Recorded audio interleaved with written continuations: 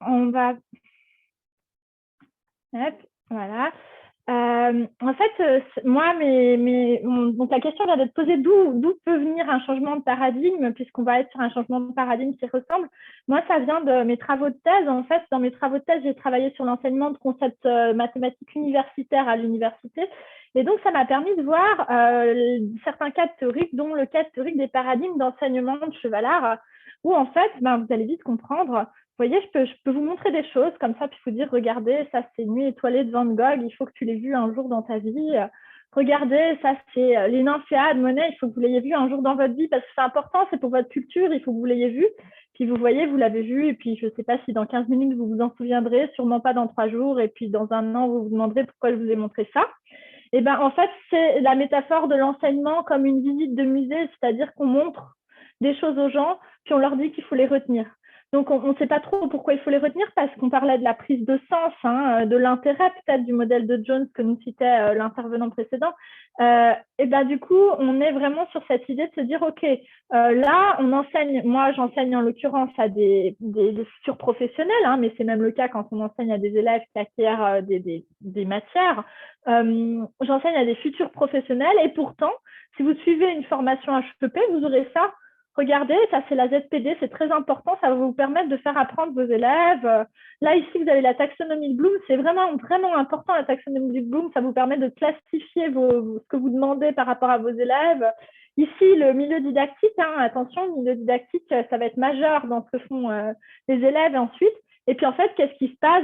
Ce qui se passe, c'est que comme on enseigne en cours magistral, on balance, excusez-moi, des tonnes et des tonnes et des tonnes de concepts qui pour nous prennent sens par notre expérience professionnelle, mais par également notre expérience de recherche, et qui pour eux, finalement, vous le savez tous, se délitent petit à petit et finissent par perdre tout sens.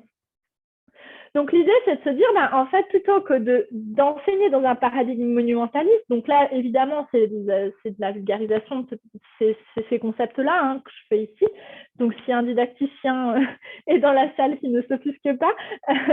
Et donc, l'idée, c'est de passer d'un paradigme d'enseignement monumentaliste à un paradigme qu'on appelle de questionnement du monde, c'est-à-dire dans lequel on va remettre en fait l'apprenant ou l'apprenante au centre par rapport au savoir. Alors, comme on est en didactique, bien sûr, ça reste le savoir qui est au centre, c'est-à-dire qu'on va permettre à l'apprenant ou à l'apprenante de s'approprier le savoir dans des situations où ça peut, pour elle ou pour lui, prendre sens. Donc l'idée, c'est de partir de ce qu'on appelle les raisons d'être des concepts. Finalement, on peut se demander pourquoi ces concepts existent. Par exemple, on peut se demander pourquoi on a des tonnes de concepts comme ça. La ZPD, pourquoi elle existe? On peut se demander, mais c'est plus large que ça. On peut se demander pourquoi le concept de dérivée en mathématiques existe. On peut se demander, etc. Vous pouvez tous trouver un exemple dans vos champs. Et on va permettre la découverte du savoir en fait par les étudiants et les étudiantes. C'est eux qui vont être à l'initiation de la technique qui permet de résoudre les problèmes qu'on leur donne. Et donc, on ne va pas commencer, contrairement à ce qu'on fait quasiment tout le temps dans l'enseignement, en tout cas universitaire et tertiaire, par institutionnaliser, c'est-à-dire par tout donner, tous les concepts, et puis après on applique, on va permettre en fait de faire une construction croissante des connaissances avec des institutionnalisations, donc le moment où le prof pose ce qui est à retenir, qui arrive à des moments qui sont successifs à l'introduction des concepts, ou en tout cas d'éléments des concepts, par les étudiants et les étudiantes. Et donc en fait, on va faire une espèce de progression où on va arriver à amener au fur et à mesure les éléments à partir de ce que les étudiants ont fait. Donc, on va chercher à trouver des grandes questions qui régissent le savoir enseigner. Les grandes questions, c'est-à-dire les questions auxquelles le savoir permet de répondre. Par exemple, la dérivée, elle peut permettre de répondre à comment raccorder des voies d'autoroute sans que les voitures ne se cassent la figure. Ça pourrait être une question. Et on va se dire, qu'est-ce que c'est des grandes questions à l'enseignement? Alors, il y en a énormément, je ne vais pas toutes les lire, mais on pourrait imaginer comment choisir des objectifs d'apprentissage, comment générer l'hétérogénéité d'une classe, comment préparer et gérer le milieu didactique, c'est-à-dire ou les activités, si on veut être plus large, comment choisir une tâche qui permet d'atteindre mes objectifs, etc. Et donc, ces grandes questions-là, on va s'en servir et elles sont soumises aux contraintes de notre institution, ce qui fait que on va orienter notre cours en partant de ces questions, mais aussi des contraintes. Donc, je vais vous présenter les contraintes. qui étaient les nôtres.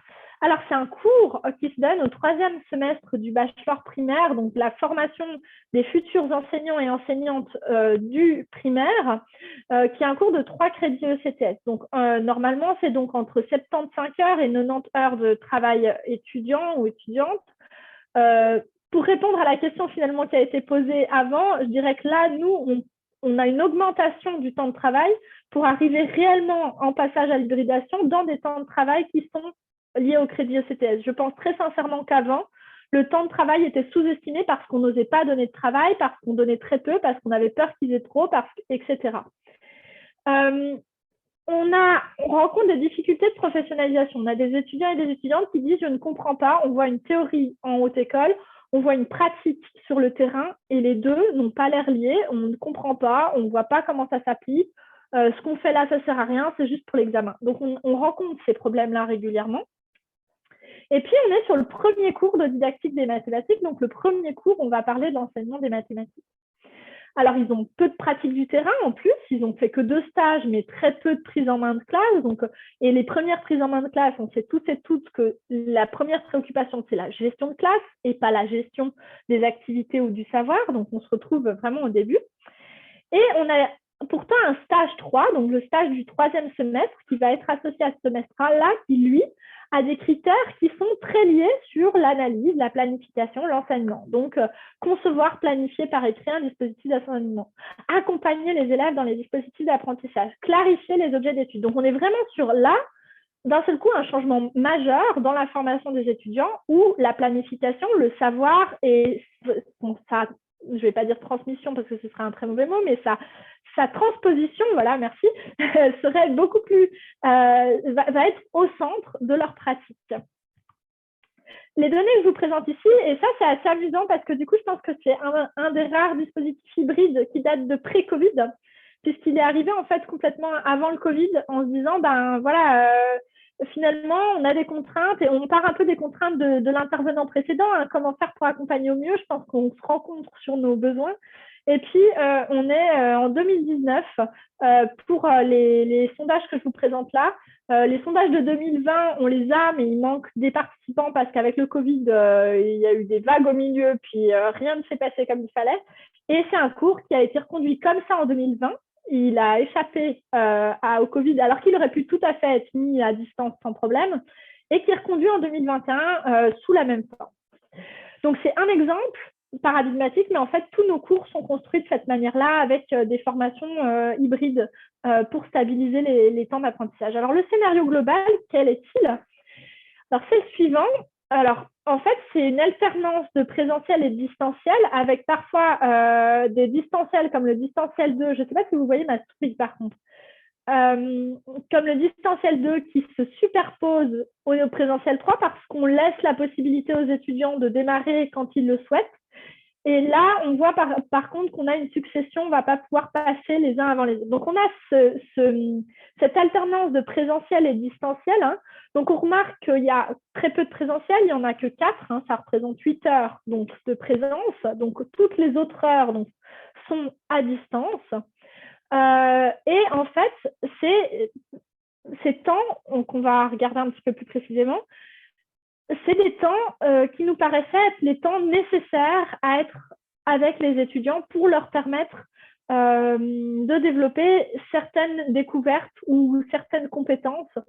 Et finalement, les temps de distance, c'est les temps dont on a considéré qu'ils ne nécessitaient pas autant d'échanges entre étudiants, mais peut-être plus de feedback de la part du prof. Et donc, mettre à distance, ça permettait plus de feedback de la part du prof que de les avoir en face. Donc, et on voit qu'on a un stage du 3e semestre qui s'inscrit en plein milieu du dispositif, ce qui oblige d'être quand même assez proactif par rapport aux outils qu'on donne, puisqu'ils vont devoir analyser en stage dès le milieu du semestre. Alors déjà, l'avis des étudiants sur l'hybridation de manière générale, donc c'était une échelle de Likert à, je ne me rappelle plus combien de niveaux, 5 je pense. Et du coup, on va voir que là, en fait, on a sur le format hybride pré-Covid, donc avant que les étudiants et étudiantes aient l'habitude de faire ça finalement et puis prennent une certaine routine, on a déjà je trouve un super résultat par rapport à ça. Je serais curieuse de voir ceux de cette année justement post-Covid, voir ce que ça donne par rapport aux étudiants. Donc là, visiblement, par rapport à la stabilisation des apprentissages, ils sont relativement d'accord sur le fait que ça permet une meilleure stabilisation. Sur la professionnalisation, puisque c'était un de nos problèmes, on voit que ils sont là, on n'a même plus ni en désaccord ni d'accord. Ils sont assez convaincus par l'esprit d'une formation professionnelle. Donc ça, pour nous, c'était vraiment une victoire de changer ça, puisque dans nos questionnaires qualité, c'était ça qui pêchait. Donc on était ravis de voir que ça inversait la tendance. Donc on voit que la l'hybridation est le dispositif, puisque on ne peut pas distinguer l'hybridation de la didactisation, à mon avis. Elle permet une professionnalisation. Et puis, du coup, on va regarder un peu ce qui a pu leur plaire ou ce qui peut faire que ce soit adapté à une formation professionnelle. Alors, on a utilisé en fait finalement des dispositifs de simulation dont nous parlait l'intervenante d'hier. Ici, on a utilisé des jeux de rôle, donc sur 2 des présentiels, le présentiel 1 et le présentiel 4. Je vais vous en présenter un pour que vous voyez comment il se déroule. Donc en fait, on leur explique qu'ils ont choisi un exercice à traiter avec une classe. Et donc, on leur donne l'énoncé d'exercice et on leur dit, vous préparez la mise en place de cette activité dans votre classe. Et pendant la scène d'enseignement qui va être jouée, vous devrez réagir à la production des élèves. En fait, ce qui se passe, c'est qu'on leur dit, voilà, vous êtes des équipes, vous devez préparer en équipe votre jeu de rôle, vous allez donc devoir jouer une scène d'enseignement. Et dans chaque équipe, je vais prendre par exemple un professeur dans cette équipe-là, ce sera le professeur, puis je vais aller prendre un élève dans celle-là, un élève dans celle-là. Vous ne savez pas à l'avance si vous allez jouer les élèves ou les professeurs. Donc, il faut que vous prépariez tout comme si vous alliez en fait jouer l'un ou l'autre. Et en fait, de changer dans ce paradigme-là, de passer dans un paradigme où on leur demande de préparer, on voit qu'on est sur une tâche professionnelle, la préparation d'une séance, la passation d'une séance, la réaction à une séance. Et on voit que là, ils rentrent avec, ils n'ont aucun outil pour faire ça. On n'a jamais fait de didactique, c'est le premier cours. Et ils ont, en fait, dans le débat, donc la scène va se jouer et elle est suivie par un débat qui est finalement presque le temps le plus important, où ils vont ensemble débriefer sur ce qui s'est passé. Et dans le débrief, ce qui est très intéressant, c'est qu'on voit apparaître tout ce qu'on aimerait qu'il apparaisse, puisqu'on n'a pas si mal choisi l'activité normalement. Et du coup, il apparaît toutes les notions qu'on aimerait introduire par la suite, et notamment le besoin de préparer, qu'est-ce qu'on fait du matériel, les élèves, qu'est-ce qu'ils vont faire, mais est-ce que le matériel n'impacte pas ce que les élèves vont faire, etc. Donc, il apparaît, je ne vais pas m'étendre là-dessus, mais il apparaît toutes les notions que nous, on voulait institutionnaliser par la suite. Alors, qu'est-ce qui se passe? Parce que vous allez me dire, là, les 2 heures sont passées, le présentiel est fini, et on s'est terminé sur un débat. C'est-à-dire que le temps n'a été que du temps étudiant et étudiante. Le prof est quasiment absent, ou la prof. En l'occurrence, moi-même, dans le débat, je n'interviens pas, je tourne le dos au débat, d'ailleurs, pour éviter que ce soit sur moi que repose ce débat. Donc, moi, je prends juste des notes cette séance-là, en général, et je relance un petit peu dans le jeu de rôle. Mais à part ça, mon rôle est vraiment très réduit. Alors, qu'est-ce qu'ils en pensent déjà? Eux, ils sont plutôt satisfaits du dispositif de jeu de rôle dans leur formation, donc ça, c'est une bonne indication. Mais en fait, nous, si on arrêtait le jeu de rôle là en tant que formateur ou formatrice, on ne serait pas du tout satisfait puisqu'il nous manque finalement une institutionnalisation. Là, les étudiants ont introduit des bribes d'éléments, des questions. Ils ont commencé à montrer un intérêt pour certains concepts, mais ils n'ont pas formalisé les concepts, ce qui est normal. Ils n'ont pas posé, par exemple, une espèce de technique efficace qui pourrait les aider. Et donc, c'est dans le distanciel 1 qu'on va faire ça. Et dans le distanciel 1, on va institutionnaliser. Et là, vous pouvez voir ma chaîne SwitchTube sur la chaîne des maths. Et en fait, on remarque qu'il y a un certain nombre de contenus vidéo. Et il y a des contenus vidéo, par exemple, ça, c'est l'institutionnalisation qui part de leur jeu de rôle. Donc, chaque année, ça, c'est 2020, puisqu'elle a été modifiée depuis. Chaque année, je refais une vidéo d'institutionnalisation, puisque je repars de ce qu'eux ont dit pour poser mes concepts, puisque c'est bien là l'intérêt, c'est de ne pas rentrer en magistral, c'est de montrer que ce qu'ils ont fait donne naissance à des concepts existants pour que la prise de sens reste. Et après, vous avez des vidéos plus statiques qui sont des vidéos un peu plus techniques, donc de rappel de concepts ou de rappel de techniques pour les aider, etc. Puis on peut voir que là, on va faire à chaque fois le même genre de vidéo. Donc, ils ont tout un contenu vidéo qui accompagne et également un contenu en document papier pour leur permettre d'acquérir certaines techniques. Donc ça, c'est une chose, j'ai institutionnalisé. Donc, ils ont introduit par eux-mêmes.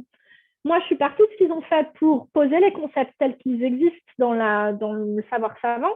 Et eux, après, en fait, il faut qu'ils en fassent quelque chose. Mais quelque chose comment? Ben là, on va se servir encore une fois du distanciel pour, à partir de contenus vidéo entièrement créés avec des profs, leur permettre d'assister à des séances. Donc, en fait, on leur demande de planifier une séance eux-mêmes et après, on leur fait assister à une séance qui est donnée par un prof.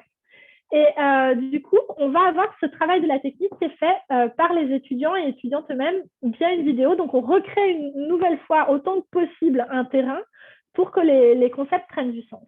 Alors, pareil, pour la vidéo, on a des résultats qui semblent satisfaisants pour leur formation. Donc, ça, on a gardé. Ici, on avait quelque chose qui est intéressant puisqu'on a le feedback entre pairs, donc on aime bien qu'ils interagissent là-dessus. Et en fait, le feedback entre pairs, on leur avait dit, voilà, vous avez 3 séances à préparer. Puis après, on faisait tourner les échanges sur les séances, puis chacun devait commenter la séance de l'autre, en fait. Et là, on a des résultats. C'est le seul endroit où on avait du pas d'accord et pas du tout d'accord sur tout notre sondage qualité. Donc, on s'est dit, ah, qu'est-ce qui s'est passé? Et en fait, en allant chercher dans les commentaires, on a des commentaires qui nous expliquent qu'ils ne sont pas experts en analyse et donc qu'ils ne peuvent pas donner des retours à l'analyse des autres. Et c'est là qu'on a compris qu'on avait fait une erreur et qu'on était retourné dans un paradigme monumentaliste en quelque sorte en leur demandant corriger l'analyse des autres. Et en fait, ils se sont dit non, je ne suis pas expert, je ne peux pas corriger l'analyse des autres. Alors ce qu'on a fait, c'est que depuis 2020, on ne dit plus corriger l'analyse des autres, mais on a gardé exactement le même dispositif et on dit vous prenez l'analyse de votre collègue et puis vous vous dites qu'il vous l'a donné pour un remplacement et vous vous demandez si c'est suffisant pour vous, si ça vous permet de faire la tâche, etc. Donc en fait, on a juste changé pour une formulation professionnelle et depuis, on n'a plus aucun retour négatif sur cette tâche-là puisqu'ils se sentent complètement compétents. Et on voit là l'importance didactique en fait de la formulation en termes de tâches professionnelles ou en termes de savoir uniquement. Donc, pour conclure, les retours, ils sont très positifs globalement. J'aimerais vous montrer celui de cette année, mais on ne l'a pas encore de sondage, donc j'espère qu'ils seront pareils. Je n'ai pas trop de doutes, en fait, ils tournent vraiment bien. Les concepts prennent d'un seul coup du sens. On a cette professionnalisation qui entre en jeu. Par contre, on remarque qu'il faut une énorme flexibilité du formateur ou de la formatrice. On base son cours sur des débats. Si ça part pas, ça part pas. Donc, il faut avoir une confiance en ces étudiants et étudiantes assez grande. Il faut être capable de rebondir sur un certain nombre de concepts. Donc, ça peut être déstabilisant peut-être pour des formateurs ou formatrices non experts ou expertes ou débutants ou débutantes. Moi, ce que j'ai aimé, c'est la possibilité de faire beaucoup de feedback. Et ça, j'ai pas insisté, mais en fait, c'est super parce que l'intervenant avant l'a fait. Donc, c'est là où on voit une vraie progression de nos étudiants. Et on a une pratique qui est orientée sur les buts du formateur vis-à-vis de la professionnalisation et pas uniquement vis-à-vis du passation d'un savoir à un étudiant. Ça me semble tout à fait compatible à une approche par compétence. Ce n'est pas encore le cas chez nous. On écrit encore des curriculums à l'ancienne, mais finalement, dans le curriculum, on écrit analyser. Donc, on est quand même entre les deux. Donc, c'est complètement compatible à une approche par compétence. Et puis, on pourrait se demander, est-ce qu'on va plus loin dans le paradigme grâce à ce qu'on appelle des Study and Research Paths, ici for Teacher Education, mais qui existent dans toutes les matières, où en fait, on va carrément poser une question aux étudiants et étudiantes et les laisser partir sur une question. Alors, par exemple, je peux donner un exemple que j'ai fait avec un prof en énergie solaire à la HESSO, où on a demandé à ses étudiants comment remplacer l'énergie nucléaire en Suisse, et où en fait les étudiants, à partir de là, ont construit tous les éléments du cours, mais vous vous imaginez bien qu'il y avait plein d'autres choses que le prof ne prend pas en compte, puis des petites choses peut-être qui manquent, etc. Et là, on pourrait imaginer, par exemple, arriver vers des étudiants et leur dire, écoutez, voilà, vous avez un élève en difficulté, machin, comment vous organisez son parcours dans l'année ou... Est-ce que ça, c'est une pratique qui va plus loin, parce qu'elle est encore plus loin dans l'autonomie des étudiants, dans l'intérêt là, du modèle de Jones au niveau de l'autonomie? Je pense que l'utilité pour nos étudiants, c'est OK. Mais au niveau de l'autonomie, ça va encore plus loin parce qu'on leur redonne complètement. Par contre, pour le prof, c'est plus difficile. Ou est-ce que c'est des pratiques complémentaires? Et ça, c'est ce qu'on va chercher dans nos recherches à venir. Merci.